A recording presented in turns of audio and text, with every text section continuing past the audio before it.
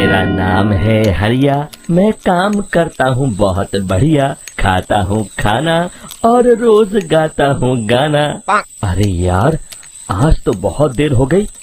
इस खतरनाक जंगल को देखकर तो मेरे हाथ पैर ठंडे हो गए हैं।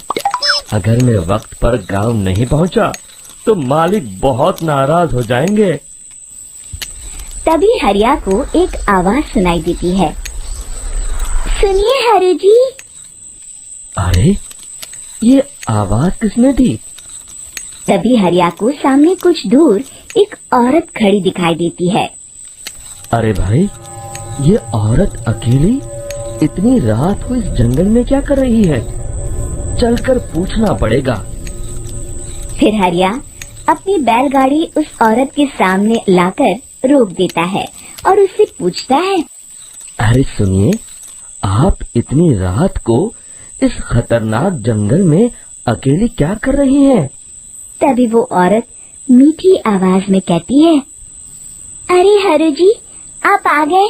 मैं कब से आपका इंतजार कर रही थी। वैसे तो यहाँ से काफी लोग गुजर चुके हैं, लेकिन मैं खास आपका इंतजार कर रही थी। अच्छा, तुम सच कह रही हो?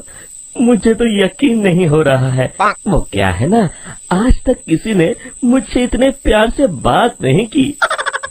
हाँ हरु जी, मैं सच कह रही हूँ। अब देर मत करिए और जल्दी से मुझे मेरे घर तक छोड़ दीजिए। हाँ, कौन सी बड़ी बात है, अभी छोड़ देता हूँ। आप मेरे पीछे बैलगाड़ी में बैठ जाइए और मुझे रास्ता बताते चलिए। फिर वो औरत हरिया की बैलगाड़ी में बैठ जाती है और हरिया बैलगाड़ी हाँकता हुआ आगे चल पड़ता है।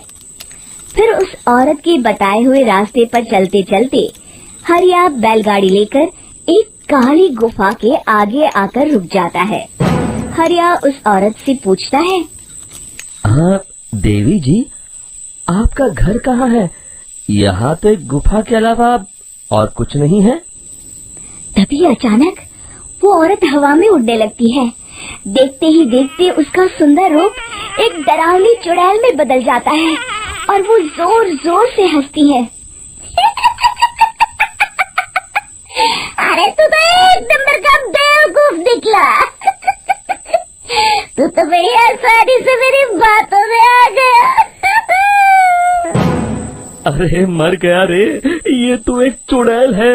हे भगवान बचा ले, ये तो बड़ी डरावनी दिखाई दे रही है। और फिर अगले ही पल हरिया की बैलगाड़ी में रखा सारा सामान हवा में उड़ता हुआ उस काली गुफा के अंदर चला जाता है और वो चुड़ैल भी उस गुफा के अंदर जाकर कहीं गायब हो जाती है। हरिया ये नजारा देख बुरी तरह घबरा और परेशान हो जाता है। अरे, ये चुड़ैल तो मेरा सारा सामान लेकर गुफा में गायब हो गई। अब क्या होगा? अगर मैं गांव खाली हाथ गया तो मालिक मेरी अच्छी खबर लेंगे। मेरी इस बात का कोई यकीन भी नहीं करेगा। फिर आखिर वही हुआ। हरिया के मालिक चंपक सेठ को हरिया की किसी भी बात पर रत्ती भर भी यकीन नहीं हुआ। चंपक सेठ को लगा हरिया झूठ बोल रहा है और उसने ही लालच में आकर सारा सामान हड़प कर लिया है। फिर हरिया को बेईमान समझकर चंपक सेठ उसे काम से निकाल देता है। अगले दिन अपनी दुकान में परेशान बैठा चंपक सेठ गुस्से में बड़बड़ाता है। अरे, दुकान में तो सामान बिल्कुल भी नहीं है। अब मुझे ही शहर जाकर सामान लाना होगा। फिर वो अपनी बैलगाड़ी लेकर शहर चला जाता है।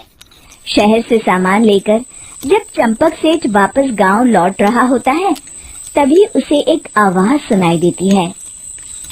चंपक जी, ओ चंपक जी। अरे, ये तो कोई मेरा नाम लेकर मुझे पुकार रहा है। फिर उस रास्ते में वही औरत खड़ी दिखाई देती है। फिर क्या था, हरिया की तरह चंपक सेठ भी उस औरत के पास अपनी बैलगाड़ी लेकर जाता है और वो भी उसकी चिकनी चुपड़ी बातों के मुंह जाल में फंस जाता है।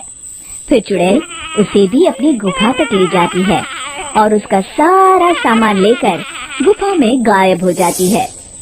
बेचारा चंपक सेठ लाचार होकर खाली हाथ गांव लौट आता है।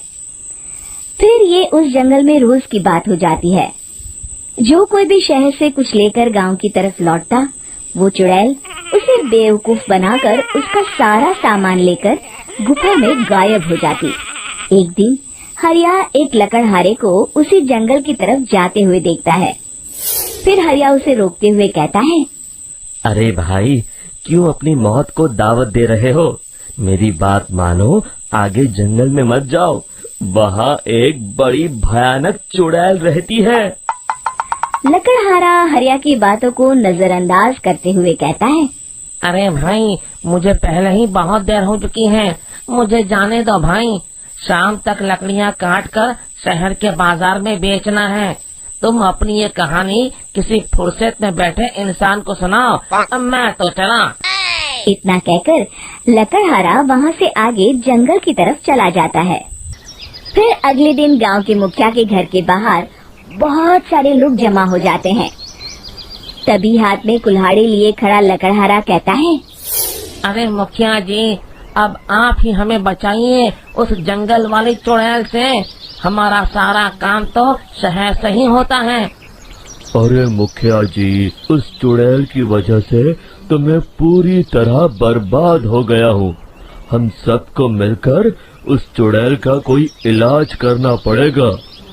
तभी भीड़ में खड़ा वीरा कहता है, आप लोग चिंता मत करिए, कल से वो चुड़ैल किसी को नहीं लूट पाएगी। मेरे पास एक बहुत अच्छी तरकीब है। तभी चंपक सेठ उसका मजाक उड़ाते हुए कहता है, अरे तेरा नाम वीरा है तो क्या हुआ? तूने अभी उस चुड़ैल को देखा नहीं है? जाकर अपना काम कर, बड़ा आया। तब मुखिया जी कहते हैं, नहीं नहीं चंपक सेठ, मुझे लगता है हमें इस लड़के को एक मौका देना चाहिए। फिर सभी गांव वाले मुखिया जी की बातों से सहमत हो जाते हैं और वीरा शाम को एक बैलगाड़ी में कुछ सामान लादकर उस जंगल की ओर चल देता है। वीरा, ओ वीरा, कहाँ जा रहा है? तभी वीरा मुड़ के देखता है, वही चुड़ैल एक औरत के रूप में खड़ी है। अरे बहन जी, मैं आपको ही ढूंढ रहा था। देखिए, मैं आपके लिए क्या लाया हूँ। अरे वाह, तो खुद मेरे लिए इतना सामान लाया है। तू ही अकेला गांव में समझदार है। जरा देखो, मैं भी खोल के, बड़ी भूख लगी है। जैसे ही चुड़ैल उस सामान पर से कपड़ा हटाती है, एक भगवान शिव की तेज रोशनी उसके अंदर मूर्ति से निकलती है और चुड़ैल अपने असली रूप में आकर जलने लगती है। अरे मैं जल रही हूँ, बचाओ! बचाओ! ओम नमः शिवाय, मर गई मैं! देखते ही देखते वो चुड़ैल राख के साथ उड़ जाती है और सभी गांव वाले भी वहां आ जाते हैं। शिक्षा बुराई पे सदा अच्छाई की ही जीत होती है।